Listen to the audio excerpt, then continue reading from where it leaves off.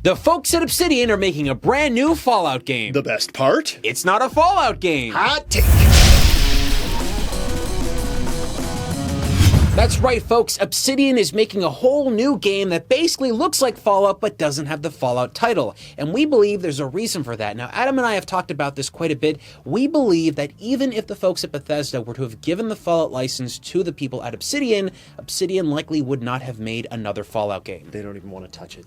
There's a reason. A long time ago at a company called Interplay, well, Interplay made Fallout. And the people that made that game that were working there were the people that are at Obsidian right now, pretty much. Now, what has happened is that over the years, the rights of the game has shifted around from company to company, but it has basically gone to Bethesda. And Bethesda brought back Fallout in a whole new way with Fallout 3. Now, when New Vegas came out, it was a very big deal.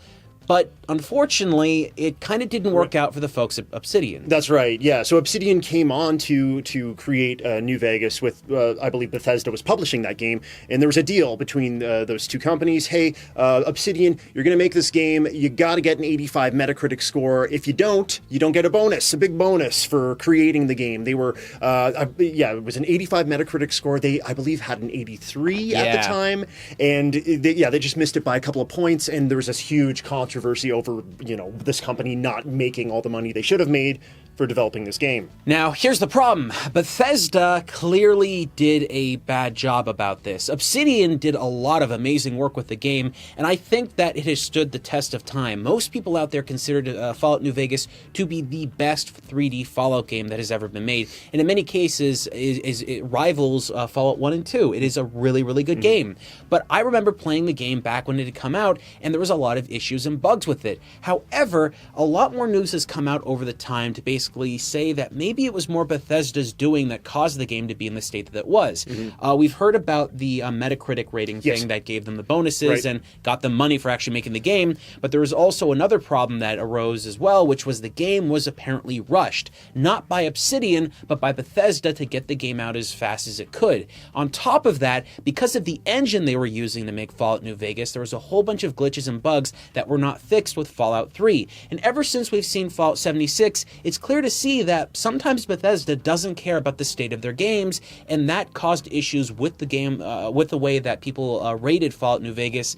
And basically, it should have been a much higher rated game, but it just wasn't because of what Bethesda did. Yeah, well, I think the whole idea of having bonuses connected to a Metacritic rating is complete insanity. Oh yeah, you and I have talked about this a billion times about video game scores do not matter. They do not make any sense, and they're just arbitrary. Right. So now that there is such a disconnect between these two companies, I'm like, hey, whatever, it's fine. Obsidian it's on its own two legs now. They are making this game, The Outer Worlds, and we heard that they were recently acquired by Microsoft, but in that acquisition, The Outer Worlds isn't a part of that, right? Yeah. So this is them kind of free doing their own thing before they're obviously going to be making games with Microsoft, and this just it seems like it's there, no holds barred. Hey, no, we can't make a Fallout game. We don't want to make a Fallout game.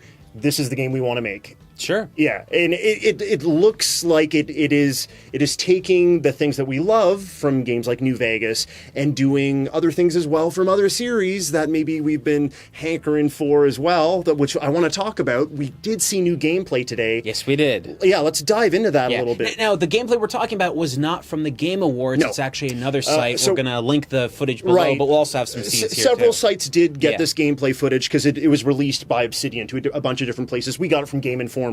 So it's about 14 minutes of how do we explain this? What is your elevator pitch for the game? You hear us saying Fallout all the time. I want to call it New Vegas Wild West in space. That's really what it is. It's like Mass Effect, Fallout, Firefly. Yeah, I got a little bit of that, sure. And absolutely, like it's beautiful. Yes, it's beautiful. I want to jump into this. As soon as they started showing off some of the gameplay, immediately I was like, okay, yes, they are very much wearing their Fallout lineage on their sleeves. A little bit, especially the 3D, the sort of HUD. that we see with Yeah. with the compass directions and stuff. Oh, even the slowing down mechanic we've seen in the combat as Yes. well, too, right? Yes.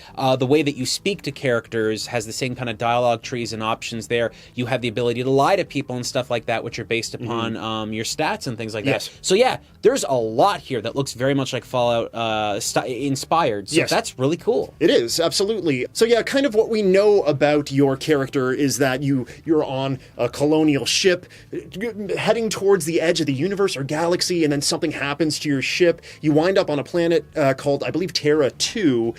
These planets are being terraformed and controlled by major companies, corporations. So that's going to Yeah. be a really neat, I think, story dynamic. I think there may be some factions and things that you'll be able to possibly team up with certain people. But the world looks really commercialized. Yeah. There's advertisements Right. all over the place. In fact, when one of the characters are speaking to somebody, that person ends the conversation with an advertisement. Right. Yeah. In the gameplay that we saw, it's like, did you literally just drop like a 10-second advertisement? He's like, oh yeah, by the way, like he has to Yeah, say this yeah. because he's under contract or something, right? I love that. I think that's Yeah. so cool. It almost makes me feel like Obsidian was doing that as a tongue-in-cheek way to basically kind of, I don't know, poke fun at Bethesda for like overly commercializing Fallout. I don't know. Maybe that's what they're doing. Maybe that's not. But it definitely has a very clear distinction about it. Like, it looks like a really interesting world to be a part of. Yeah. It didn't look like there was a ton of characters all over the place. It kind of seemed sparsely detailed when it came to how many NPCs were walking around. Again, this is probably an early chunk of the game, you know, an early piece of the pie. But the game has been developed for a couple of years, so since 2016 at least, that we know of. You're talking about characters, and I did mention Mass Effect a little bit earlier. You do get teammates in this, and you can bring along at least 2 other teammates with you. So you have your typical progression, like in Fallout games per se, where you have different skill sets, different things that you can add skill points to, but you're also bringing along your team members who are helping you out and actually doing dialogue with you within the field itself. And then you can upgrade those characters as well, which is pretty cool. I do miss Mass Effect, proper Mass Effect. So if you're blending these 2 beloved series together, man, I'm happy. Sure. I mean, okay, so of what I had seen of the gameplay, what I was really liking about it was that this is a game being developed by a much smaller team. Remember, this isn't going to be some multi-million-dollar project with like hundreds and hundreds of people working on it. But what I saw seemed to be effort was put into the right places. So the animation does seem a little rough here and there when it comes to the characters that are talking, but I don't care. I don't need the characters to have like this huge budget with like these really amazing performances. What I want them to be able to do is have interesting dialogue and interesting vocal performances. That's what I'm getting from this. What I'm seeing there is that same kind of idea where it's less about the individual motions that they're capturing and more about the actual way that the characters are described in the game world. What I saw with the gunplay seemed to be kind of less RPG. Oh, I mean, it is RPG. You can see every time you were shooting something, there's like a negative number that went on top. We do have to say that something like the VAT system that you're used to in the Fallout series, it seems like it has nuances that this game does not. So when you slow down time in this game, I believe that you can see like the enemy's health and things like that, but it's not like you're specifically targeting limbs and head and whatnot. Well, I mean, not that you really need that. I mean, right? you can. You slow down time and then you do that. Yeah, you just literally point at it. You just don't right? have the percentage, whatever. So yeah, I agree with you. It feels like it's more of an FPS title from that perspective. And again, when it comes to combat, and we saw like you had a scythe weapon that you were using for melee and stuff. All this stuff is upgradable, and the more that you use things, you get different perks and stuff, which is cool. And there was a couple of things they were talking about too in the video where they were showing off kind of like a fear-based system where that was kind of interesting because typically when we see these games, something that happens in Fallout games in general is that you might get addicted to a substance, you might get exposed to something, and it might affect you both positively and negatively. Yes. And in this game, it looks like you'll just get fearful of things, so you might become fearful of like a specific enemy type. But like you're just saying, though, there's positives and negatives to that. So where you, I believe the way that I read about it was that the debuffs that you're talking about, they happen if you're trying to do things and you're failing them over and over again. So you get a debuff, like let's say to a certain type of enemy, but you also get perks at the same time that are supposed to like rubber band you back. Yeah. So that's cool, man. Think of it like this. If you are scared of being in the dark, you're likely going to be able to run a lot faster out of a dark space, right? And that's the concept here. You've got something like that affects you in one way and gives you a positive feature, which I think is really cool. I like the ability to have different things affect the character in a negative way, so that it feels like my character isn't always the same run each and every single time. And that's something that New Vegas was really good at doing, and I really didn't feel like the other Fallout games kind of followed suit with that. Where I was like, there was a whole bunch of things in the world that were really altered and changed as I went along. They already showed like a whole bunch of sequences where you could talk to somebody and that conversation could end in lying to them, trying to convince them through normal dialogue options, or immediately stopping the conversation, or stopping the conversation in a violent fight. And those things have branching paths that alter the story as you go along. Yes, absolutely. I'm one of the things that I'm a little bit like, I really hope that they do is follow through with those branches to some extent, so that, you know, the choices that we do make, it feels like something maybe even within the world changes. We all remember the nuke from Fallout 3, right? There's some very important changes that can be made that are permanent in that in Fallout 3 iteration. I would love to see something like that, like some things that are permanent. Friends you make, enemies you make, they remember the things that you do. Yeah, I think that'd be really, really cool. Something I want to keep in mind, too, is that if you're seeing the footage or anything like that, I have to state that this does look rough at points, right? This does not look like a super polished product completely that has been produced by, like I said, a team of hundreds and hundreds, but I don't want that. Right? I don't want those games where they spend years and years and years in development trying to get like the little tiny details right that don't matter. I'd like to even say we did see a project that had hundreds of people working on it that came out recently, Fallout 76, and it was crap. And like you don't need. Like, it doesn't matter the number of people on the team. It matters their experience, their passion for the project, and this very much seems like something that the people who developed it loved. Yeah. The folks at Obsidian also worked on South Park: The Stick of Truth. Yes. And that game should have not worked. Like, I mean, it's a game about the South Park characters, and all the stars in that game are all kids. And I liked South Park, so for me, it's like a fun little game to play, but I wasn't expecting it to be as good in the gameplay department as it was. I wasn't expecting the narrative and the story elements to really click together, or the gameplay to kind of be a part of all that. When I played Red Dead Redemption most recently, I'm not going to like spoil the game or anything like that, but when I was playing that game, there's a lot of just wasted time where you're basically doing nothing. And whenever I play a game like Fallout, I never feel like that's happening. Even if you're to walk in a direction in Fallout New Vegas and you have nothing in store, something will come up to you and it will engage you. And that's what I'm seeing with this. There's elements that are going on that don't waste your time, and I really like the idea that the amount of details that are placed into the world are things you're going to be paying attention to, and not in the minor things. And that's something that New Vegas was so good at doing. We can look back at Tim Kaine and Leonard Boyarsky's sort of their video game biography, because we had the Fallout games, but we also had Vampire the Masquerade they worked on. Really again, it's a game, an RPG in which things come to you, you make your own fun in some ways as well. So it seems very much like we're getting that style of game. And I'll tell you, I just really wanted to see a franchise from these folks that was not something that was being taken from somebody else. Now, unfortunately, Fallout is their world. They built that. That's theirs. But it is no longer a world that they can take part in. So them creating an entirely new world with the Outer Worlds, that's what makes this really exciting to me, because this is theirs. If it's a success, it's a success because of what they did. I hope they put a lot of time and effort into it. I hope that when you buy it and you bring it home, it just works.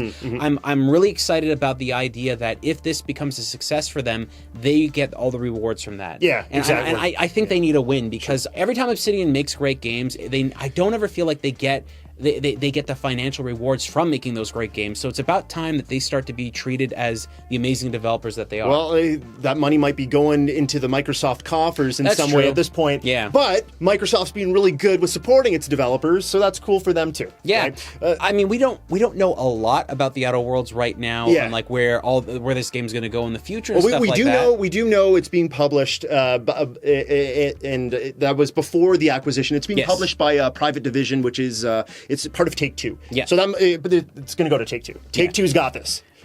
But in the future, Yeah, exactly. they might not. The Outer Worlds too. Yeah. For me, one of the things I just want to mention before we wrap things up, this seems way more tongue-in-cheek than the other even Fallout New Vegas had like great funny moments, but this is like you can play dumb as the commander through Yes. like the dialogue branches often. You can be heroic, you can be whatever, very aggressive, or you can be a complete idiot. And the way that people react to you is hilarious, and the way that your crew members react, they're like, yeah, our captain, he's not the brightest star in the sky.